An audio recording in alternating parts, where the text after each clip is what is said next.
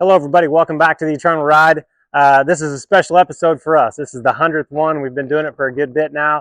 But for those of you that are horse people, I wanted to show you something today that is a very, very important part of my training program. But I'm going to see if I can help it relate to some of the other areas of our life as well.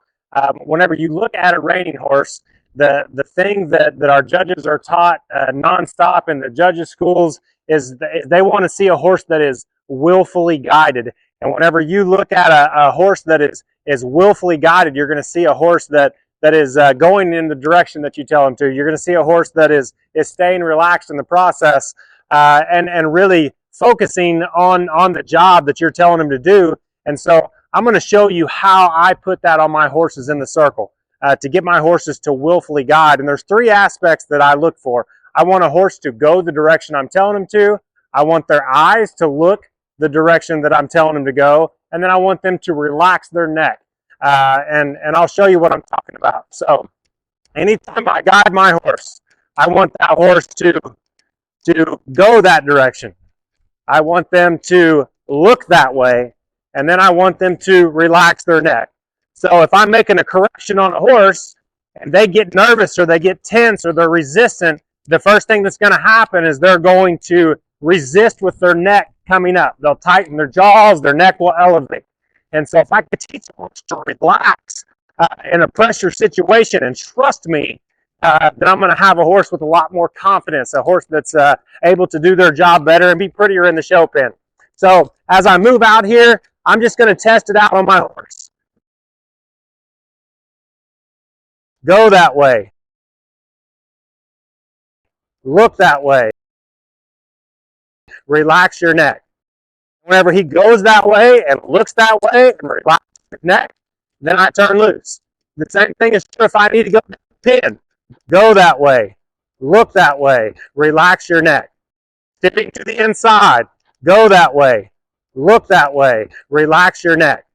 And whenever I get that on my horse, where there's no resistance, whenever I ask them to go that way, they go that way. When I ask them to look that way, they look that way. When I ask them to relax their neck, they relax their neck. Then I have a horse that is willfully guided. And I think about how that transitions to my walk with Christ. I've got a few verses that I want to look at today that are going to really translate to how we should be following Christ to the best of our ability. If we look in Mark chapter 8, in verse 34, it says, then Jesus called the crowd to him along with his disciples and said, whoever wants to be my disciple must deny themselves, take up their cross, and follow me. We read in John 14, verse 6, that Jesus said to them, I am the way, the truth, and the life, and no one comes to the Father except through me.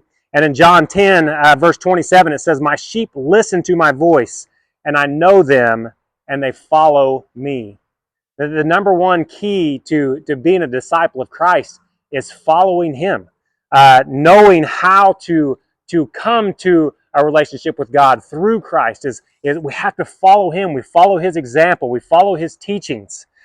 We also read that in Hebrews chapter 12, verse 2, it says, let us fix our eyes on Jesus, the author and perfecter of our faith, who for the joy set before him endured the cross, scorning its shame, and sat down at the right hand of the throne of God. So fixing our eyes, we need to go that way. We need to follow Jesus. We need to fix our eyes on him, the author and perfecter of our faith.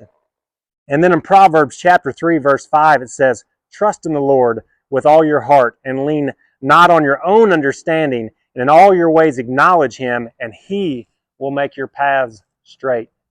See, if we want to be a disciple of Christ, we have to follow him. We have to keep our eyes fixed on him. And we have to trust that if we do that, that he's going to take care of the rest. And I pray this for you. I pray that you are willfully guided, that you are willfully following Christ. And if you do that, then he's prepared a place for us in heaven, and we will get to him. He's promised us that. Until next time, I hope you're blessed in all that you do.